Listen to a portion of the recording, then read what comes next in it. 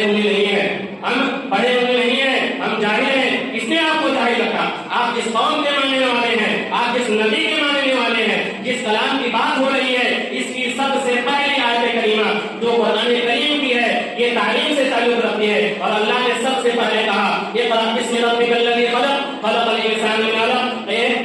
करीम को पढ़ो, दीगर दुनियावी तालीमात को हासिल करो। ये कहकर कोई छुटकारा हासिल नहीं कर सकता कि हम पढ़े नहीं है, हम जाहिल है। एक मुसलमान होकर जाहिल नहीं हो सकता है। मुसलमान वो होता है जो पढ़ा हुआ होता है। क्यों?